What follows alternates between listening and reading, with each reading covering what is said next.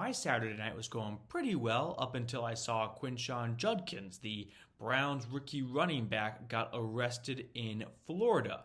So let's run through the facts that we know right now, which is very early, very preliminary, and then we'll start to give opinions. But here are the facts. The Browns, 36 overall draft pick back in April. By the way, the only Browns rookie who has not signed his rookie contract yet, which we'll talk about why, because there's a fair-ish reason later on in the video. The only one unsigned. So that could be a factor when this all plays out. The Browns haven't actually signed him yet. He was arrested in Fort Lauderdale on an assault charge. So not good. I think we can all agree that not a good start to this entire video here. I'm always in the belief of innocent until proven guilty, and I don't want to rush to judgment by just going off, an arrest record right now. There could be more to the story, but suffice to say, not off to an ideal start. So that's what we have right now. It was in Fort Lauderdale.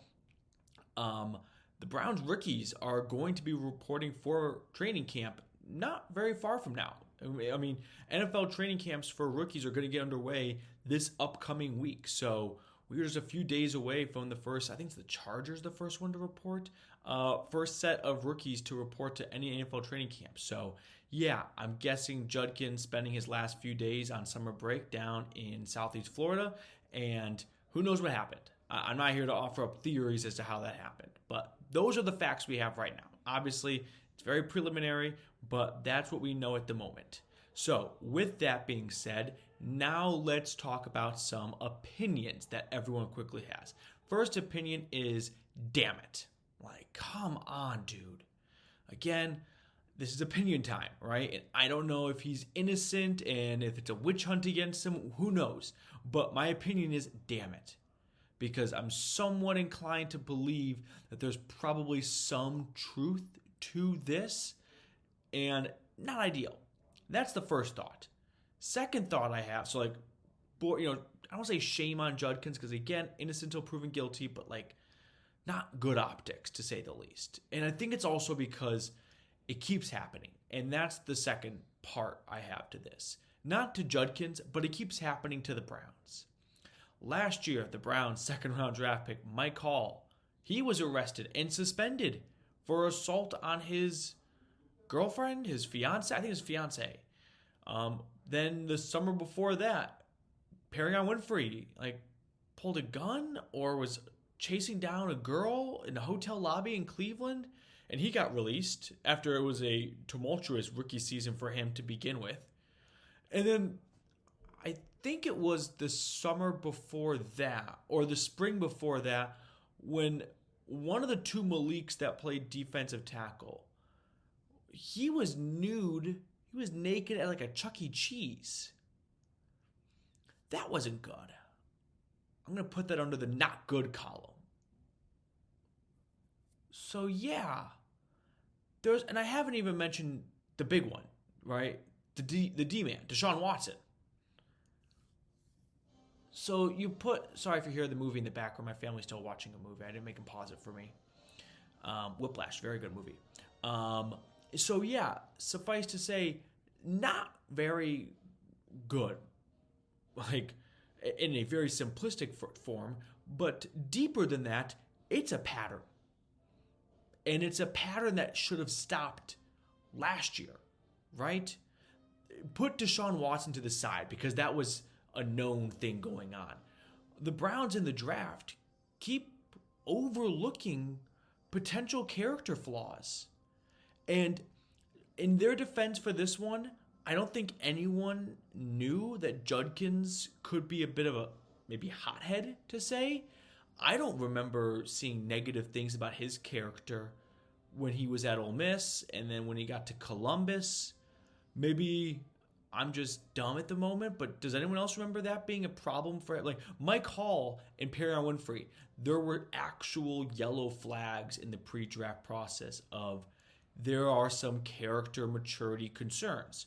And surprise, surprise, people with character maturity concerns, when they get a little bit of walking around money and they get to the NFL, maybe they lower their guard a little bit because they no longer have to get by like you do in school and play by the teacher's rules. And once you're a professional, you feel like, okay, I'm no longer having to get in line like that. You know what I mean? But Judkins, on the other hand, I don't remember seeing any concerns about his character. So feel free to correct me if I'm forgetting an obvious example. But there is something deeper to be said here, that Andrew Berry just doesn't really know how to pick him. And it was frustrating with Hall because it's not just like, I think the real deeper issue I'm getting at here too is like, it's frustrating when these players keep getting into legal problems because it's a poor reflection on the team. And I don't know if I'm just getting too deep here, but it's annoying when you tell people and they're like, oh, who's your team? And you're like, the Browns. And they're like, oh, Deshaun Watson. And you're like, well, yeah, that's awkward now to bring up because that's what you associate the Browns with is, oh, you're the team that signed that guy or traded for that guy. And they also drafted all those players who keep getting arrested for stuff. So it's not a good look, and unfortunately the fans are the ones that have to bear it whenever they mention their team to their friends and people or strangers that they meet, and like that's the first association they have with them. So that's kind of annoying and an unfair burden to place on the fan base. But here's my deeper issue. It's not even that Andrew Berry doesn't even know how to pick them, because maybe there's just no way of knowing that these could happen. The Browns just keep getting unlucky. You know what I mean? It's that there doesn't seem to be much leadership within this team. I think that's the problem here, is that none of these young players seem to have, I mean, think about it maybe when you were in high school or when you were in college, or if you were in a fraternity, right? When you were fresh meat, when you're at the bottom of the totem pole, you didn't want to step out of line, right? You wanted to, go unnoticed. And year after year, there doesn't seem to be this culture in place where Browns rookies are like, I'm not going to be the one that screws up, right? All the veterans, the senior leaders on this team, they made it crystal clear what it's like to play in the NFL and what it's like to be a Cleveland Brown. No, it kind of seems a little laissez-faire. Like, hey, enjoy your summer, have fun. We'll see you guys in August. Do whatever you want. That's my problem right now. Now, like I mentioned earlier in the video, Judkins is the only unsigned rookie. And the reason why is there's only 2 draft picks from round number 2 back in April that have signed their contract.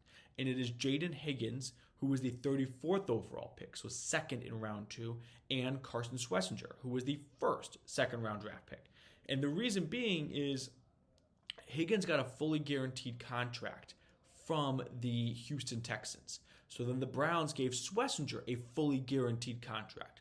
By the way, it's completely unprecedented. No team's ever given a second-round draft pick a fully guaranteed contract.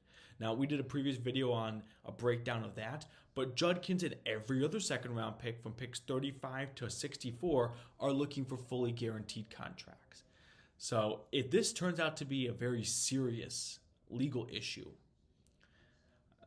I don't know exactly what the Browns are connected to for Judkins, but I guess they could theoretically just never sign him and he never gets a dime or so, maybe a little bit of money, but nothing serious.